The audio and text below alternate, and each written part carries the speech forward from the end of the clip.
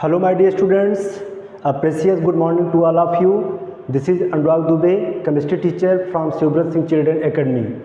In last lecture, we have discussed about ionization potential, that is most important for exam as well as competition exam. Okay, without wasting time, today we are going to start a new topic, that is interesting topic, screening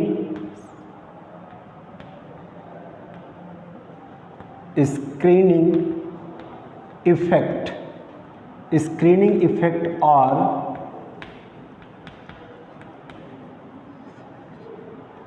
or shielding effect. Okay, screening effect or shielding effect. This is your topic. What is shielding effect or shielding effect? है ना? Suppose that this is an atom. This is an atom and nucleus present at the center of an atom and number of cells present around the nucleus. Okay, so nucleus situated at the center of atom and number of cells present around the nucleus. Okay, और outermost cell is known as valence cell. Valence cell are outer cell या outermost cell, है ना? The electrons present in valence cell is known as valence electron. Okay, this is ultimate cell, or also you can say valence cell is also known as ultimate cell, है ना? Before valence cell all cells is known as inner cell. Okay, suppose that electron also present in inner cells. Okay, तो screening effect और shielding effect, है ना? कैसे होता है screening effect और shielding इफेक्ट? तो हम कहें क्या कि valence electron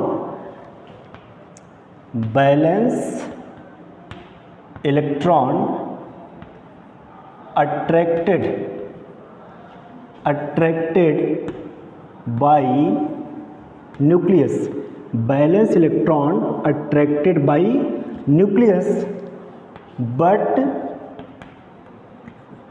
repelled by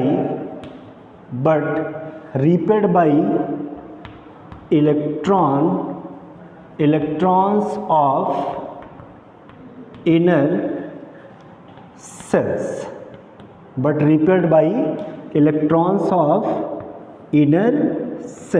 okay, but repelled by electrons of inner cells. Thus effective nuclear charge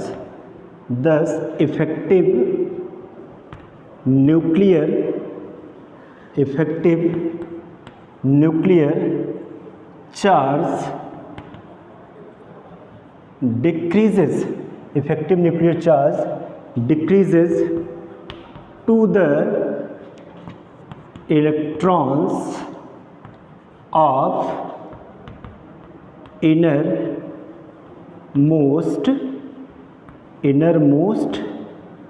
cells. Okay, this is the definition of screening effect और shielding इफेक्ट.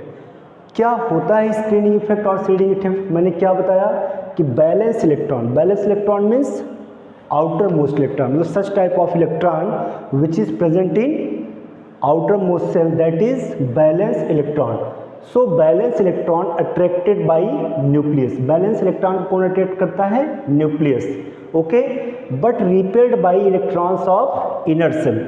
लेकिन जो inner shells हैं, है ना, before valence shell all shells is known as inner shell. तो electrons present in inner shells that is repelled valence electron, वह क्या करते हैं, बैलेंस इलेक्ट्रॉन को रिपेल्ड करते हैं। Why, because electron have same charges like as a negative charges. तो negative negative क्या करेंगे, एक दूसरे को रिपेल करेंगे। ओके, तो जो इनर इलेक्ट्रॉन्स है वो रिपेल करेंगे बैलेंस इलेक्ट्रॉन को, और जो न्यूक्लियस है, न्यूक्लियस ऑलवेज क्या होता है, पॉजिटिवली चार्ज होता है। कैसा होता है, पॉजिटिवली चार्ज, और electron is negatively charge. So nucleus attracted valence electron, है ना, but valence electron repelled by inner electrons. तो इस कंडीशन में होता क्या है, क्योंकि there is a two type of effect, यहाँ पर दो टाइप का प्रभाव पड़ रहा है। क्या, फर्स्ट इफेक्ट क्या है कि valence electron attracted by nucleus, okay, but repelled by electrons of inner shell. तो यहाँ पर इलेक्ट्रॉन का अट्रैक्शन और रिपल्सन दोनों हो रहा है, ठीक है।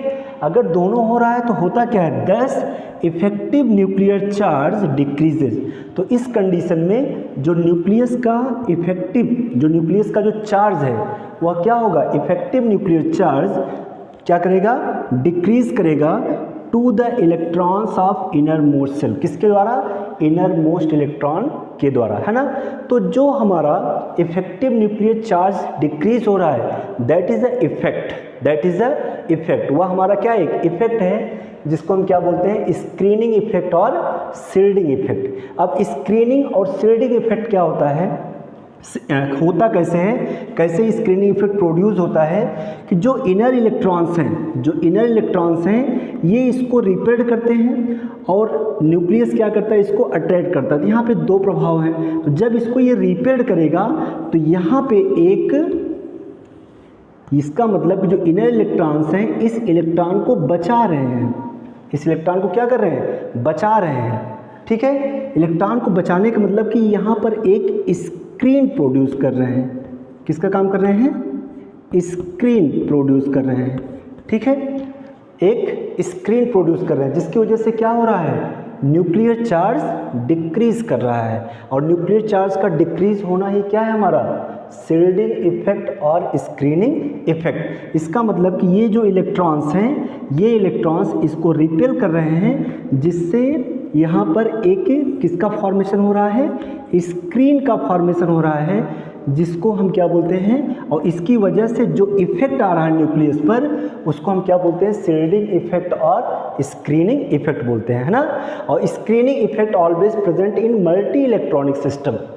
मल्टी इलेक्ट्रॉनिक मतलब such type of atoms which have more than two electrons और 3 इलेक्ट्रॉन्स, जिसके पास नंबर ऑफ इलेक्ट्रॉन्स ज़्यादा होंगे, ठीक है, उसी में स्क्रीनिंग इफेक्ट पाया जाएगा। और दूसरी बात मैं आपको बता दूं कि इनर सेल्स में इफ़ नंबर ऑफ इलेक्ट्रॉन्स, या कह सकते हैं कि if in inner shell number of electrons is maximum, अगर इनर सेल्स में नंबर ऑफ इलेक्ट्रॉन्स मैक्सिमम है, जितने ज़्यादा नंबर इलेक्ट्रॉन्स प्रेजेंट होंगे किसमें, इनर सेल्स में, स्क्रीनिंग इफेक्ट या शील्डिंग इफेक्ट उतना ही ज़्यादा होगा। मतलब maximum number of electrons present in, या कहेंगे maximum number of electron present in inner shells, तो क्या होगा, ग्रेटर द स्क्रीनिंग और shielding effect. Greater number of electrons in inner shell, greater is the screening effect. जितना ज़्यादा electron होंगे inner shell में, स्क्रीनिंग इफेक्ट उतना ही ज़्यादा होगा, ठीक है। तो इतना आपको समझ में आ गया होगा कि व्हाट इज स्क्रीनिंग इफेक्ट। चलिए, समझ में आया आप लोगों को, ओके। अब एक चीज़ मैं आपको बताना चाहता हूँ,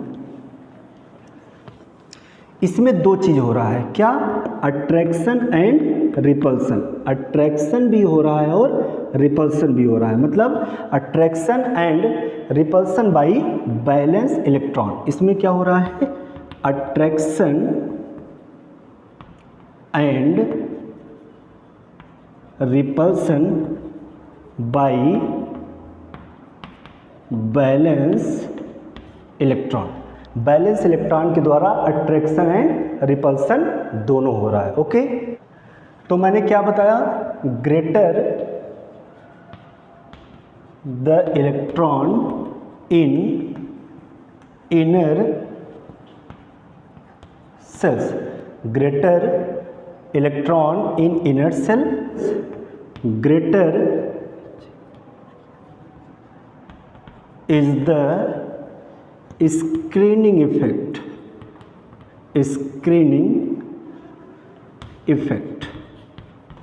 screening effect है ना.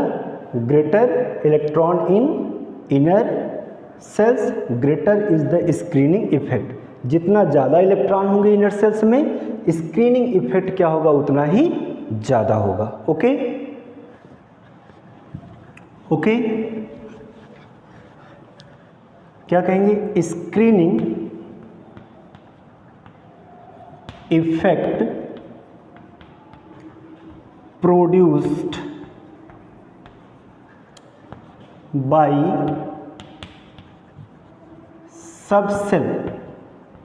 subcell of the same cell in the following order, है ना. Screening effect produced by subshells of the same shell in the following order, है ना. जैसे मान लीजिए कि हमारा का सेम सेल मतलब जैसे 4s 4p या 4d एंड 4f ये हमारा है. तो सेल क्या है, सेम है 4. What is 4? 4 represent the shell. या कह सकते हैं कि 4 नंबर है वो किसको रिप्रेजेंट करता है, प्रिंसिपल क्वांटम नंबर को. And principal quantum number represent the shell. तो these are same shells. Okay, और s p d f is the subshell. तो मैक्सिमम स्क्रीनिंग इफेक्ट किस में होगा, तो यस सबसेल क्या होता है, s subshell nearest to the nucleus. S subshell सबसे ज़्यादा नियरेस्ट नज़दीक किसके होता है, न्यूक्लियस के. ठीक है, क्योंकि इसका शेप कैसा होता है, सर्कुलर होता है. Shape of S subshell is circular, है ना. दैट इज या देयर इज लेस डिफ्यूजन, या there is S subshell is less diffused, बहुत ही कम डिफ्यूज होता है. तो यह न्यूक्लियस के सबसे नियरेस्ट होता है, तो इसमें सबसे ज़्यादा स्क्रीनिंग इफेक्ट होगी, है ना. एंड पी सबसेल थोड़ा सा ज़्यादा डिफ्यूज्ड होता है, ज़्यादा डिफ्यूज होगा. ओके, थोड़ा सा ज़्यादा डिफ्यूज मतलब ज़्यादा फैला होगा. उसके बाद किस में होगा, पी सबसेल में. ओके, डी सबसेल कैसा होता है, डबल डम्बल का, है ना, और भी ज़्यादा डिफ्यूज होता है. तो इसमें स्क्रीनिंग इफेक्ट पी से क्या होगा, कम होगा. और यह सबसेल का डिफ्यूजन सबसे ज़्यादा होता है, तो सबसे कम स्क्रीनिंग इफेक्ट किस में होगा, एफ सेल में, है ना. तो this is the order of screening effect of subshell. तो ये किस ऑर्डर में हमारा, इंक्रीजिंग ऑर्डर, है ना. क्लियर. तो मैक्सिमम किस में होगा, यस में, उससे कम पी में, उससे कम डी में और सबसे कम एफ सेल में. वाई, इसको हम कह सकते हैं on the basis of diffusion. सबसे कम डिफ्यूज कौन है, यस, उससे ज़्यादा पी, उससे ज़्यादा डी और सबसे ज़्यादा एफ. तो जितना लेस डिफ्यूज होगा उसकी स्क्रीनिंग इफेक्ट उतने ही ज़्यादा होगी. ओके, अब एक चीज़ मैं बता दूं आपको कि होता क्या है, अब force work between nucleus and balance electron, है ना, जिसको हम कूलॉम्स लॉ से लेते हैं. F इक्वल टू के Q1 Q2 upon R square. Okay, तो देखिए इसमें क्या है कि न्यूक्लियस और बैलेंस सेल के इलेक्ट्रॉन के बीच का जो डिस्टेंस है वो क्या है, R. Okay, Q1 is the charge of electron which is present in valence shell. Okay, and Q2 is the charge of nucleus, but nucleus is positively charge. और nucleus जो पॉजिटिवली चार्ज मतलब क्या, Z means proton. Z means क्या होगा हमारा, proton. Okay, तो proton always present in nucleus, और उसकी वैल्यू कितनी होती है, +1.6 इंटू 10⁻⁹. क्लियर. और जो Q1 चार्ज होता है इलेक्ट्रॉन पे, यहाँ पे साइन बदल जाएगी, -1.6 इंटू 10⁻⁹. ओके, तो क्या हो जाएगा, F इक्वल टू के Q1 मतलब क्या कर दे, ZE मतलब इफेक्टिव न्यूक्लियर चार्ज. या न्यूक्लियर चार्ज, किस पे, न्यूक्लियस पे।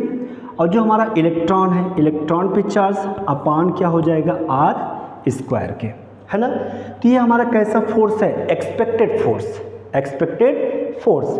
लेकिन रियलिटी में या एक्चुअल में क्या होता है कि लेस देन एफ, थोड़ा सा एफ से कम होता है, किसमें, in the case of screening effect. Screening effect के केस में जो एफ की वैल्यू होती है वो थोड़ा सा कम हो जाती है। क्यों ऐसा होता है, क्योंकि जो टोटल चार्ज ऑन न्यूक्लियस, जो न्यूक्लियस पे टोटल चार्ज है, उसका जो पूरा चार्ज है, उसका जो पूरा आवेश है, ठीक है, वो उस आवेश से इलेक्ट्रॉन को अपनी तरफ अट्रैक्ट नहीं कर पाता है। क्यों नहीं अट्रैक्ट कर पाता है, because valence electron repelled by electrons of inner shells, क्योंकि इनर सेल्स के इलेक्ट्रॉन इसको रिपेयर करते हैं, है ना। तो न्यूक्लियस का जो टोटल न्यूक्लियर चार्ज है उसका एक छोटा सा पार्ट, जिसे हम क्या बोलते हैं, इफेक्टिव न्यूक्लियर चार्ज, जिसको हम क्या बोलते हैं, effective nuclear charge. Effective nuclear charge को हम कैसे लिखते हैं, इफेक्टिव न्यूक्लियर चार्ज को हम लिखते हैं ZEF। ZEF मतलब क्या होता है, effective nuclear charge, effective nuclear charge. Okay, तो इफेक्टिव न्यूक्लियर चार्ज मतलब ZEF is less than Z। तो न्यूक्लियर चार्ज क्या है हमारा, Z, और ZEF क्या है हमारा, इफेक्टिव न्यूक्लियर चार्ज। ये किसके द्वारा प्रोड्यूस होता है, due to valence electron, due to valence electron, because valence electron attracted by nucleus and repelled by electrons of inner shells. तो क्या हो जाएगा, ZEF मतलब Z इफेक्टिव इक्वल टू होता है Z minus sigma, Z minus sigma. Okay, तो where is the sigma, sigma क्या है, what is the sigma, sigma is the effect, sigma is the screening effect. ये क्या है हमारा, स्क्रीनिंग इफेक्ट है, ठीक है। तो Z इफेक्टिव में जो हमारा ये सिग्मा है, ये क्या है, स्क्रीनिंग इफेक्ट, और ये हमारा Z क्या है, न्यूक्लियर चार्ज, ठीक है। तो ये जो डिफरेंस मैंने माइनस क्यों लिखा, क्योंकि ये जो न्यूक्लियस का टोटल चार्ज है उस चार्ज से इसको अट्रैक्ट नहीं कर पाता है। क्यों, due to attraction and repulsion, due to attraction and repulsion. तो कैसे ये इसको अट्रैक्ट करता है कि जो हमारा टोटल चार्ज है न्यूक्लियस में, उसका एक छोटा सा पार्ट जो होता है इसको अट्रैक्ट करता है, जिसे हम क्या बोलते हैं, इफेक्टिव न्यूक्लियर चार्ज, ठीक है। और उसको हम रिप्रेजेंट करते हैं किससे, सिग्मा साइन से, किससे, सिग्मा साइन से, जिसको हम क्या बोलते हैं, स्क्रीनिंग इफेक्ट या स्क्रीनिंग कांस्टेंट बोलते हैं। ओके, अब हम बात करेंगे फैक्टर्स की, किसकी बात करेंगे, फैक्टर्स की। Factor affecting of effective nuclear charge, factors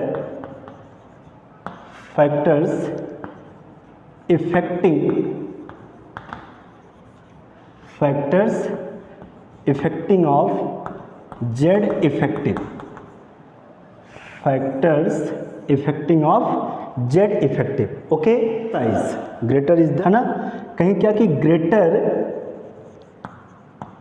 is the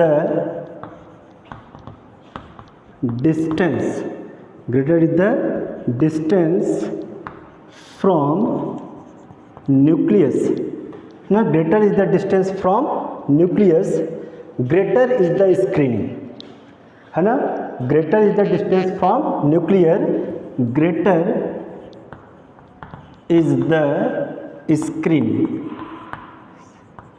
greater is the screening, है ना। जितना greater is the distance from nucleus, है ना, जितना ज़्यादा डिस्टेंस होगा कहाँ से, न्यूक्लियस से, स्क्रीनिंग इफेक्ट उतना ही ज़्यादा होगी। क्योंकि हमें पता है क्या कि Z इफेक्टिव इक्वल टू होता है Z minus sigma, Z minus sigma, sigma is a screening constant, screening constant. Okay, तो चलिए इस पे हम एक क्वेश्चन सॉल्व करते हैं।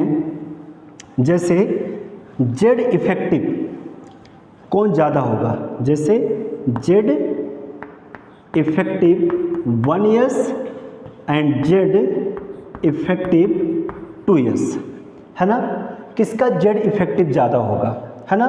तो यहाँ पे हम देखेंगे क्या कि 1 एंड 2, 2 ईयर्स में 2 एंड 1 ईयर्स में 1। What is the 1 and 2? 1 and 2 represent the shells. किसको रिप्रेजेंट करता है? सेल को रिप्रेजेंट करता है। ठीक, जैसे हमारा है ये न्यूक्लियस है, ये हमारा के सेल और ये हमारा एल सेल। तो for K shell n equal to 1 और for L shell n equal to 2, है ना। तो k इक्वल टू, देखिए इसमें 1 ईयर्स में 1 ईयर्स मतलब के सेल है, मतलब डिस्टेंस देखिए इतना है। ठीक, अब 2 ईयर्स की बात करेंगे तो यहाँ पे क्या आ जाएगा, एल सेल मतलब n इक्वल टू 2 मतलब 2 ईयर्स। यहाँ पे डिस्टेंस क्या है, ज़्यादा है। ठीक है, डिस्टेंस अगर ज़्यादा होगा तो स्क्रीनिंग इफेक्ट ज़्यादा होगी। ठीक है, लेकिन जेड इफेक्टिव क्या होगा, कम होगा। क्यों?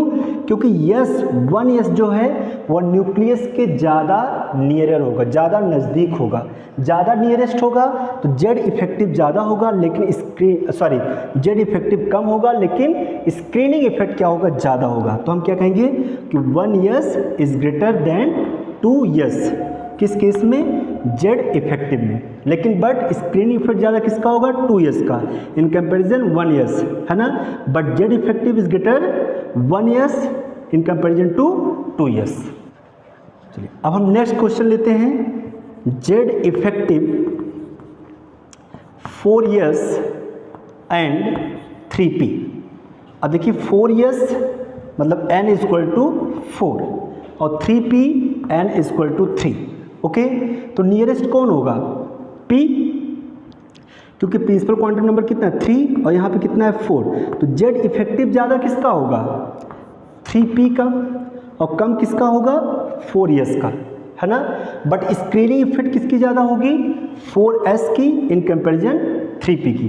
डिस्टेंस जितना ज़्यादा होगा स्क्रीनिंग इफेक्ट उतना ज़्यादा होगी। ठीक है, क्लियर है। चलो, एक तो ये हो गया कि हम डिस्टेंस के बेस पे बता सकते हैं कि जेड इफेक्टिव। नेक्स्ट है क्या, diffused orbitals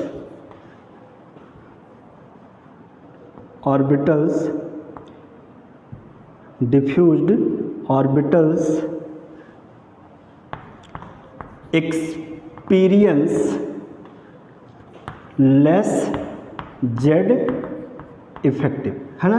diffused orbitals experience less Z effective.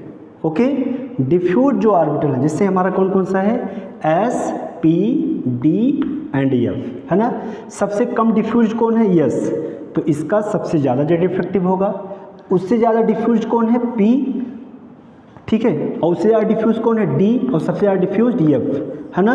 तो जेड इफेक्टिव का जो ऑर्डर होगा, ठीक है, सबसे ज़्यादा किसका होगा, एस का, उससे कम पी का, उससे कम डी का और सबसे कम एफ का। ठीक है, चलिए अब एग्जांपल लेते हैं। जैसे Z effective 4 s and 4p। अब बताइए विच इज़ ग्रेटर, किसका जेड इफेक्टिव ज़्यादा होगा, है ना। हमको पता है एस कम डिफ्यूज्ड होता है। Principal quantum numbers is same for both, principal quantum number are same for both 4 s as well as 4p।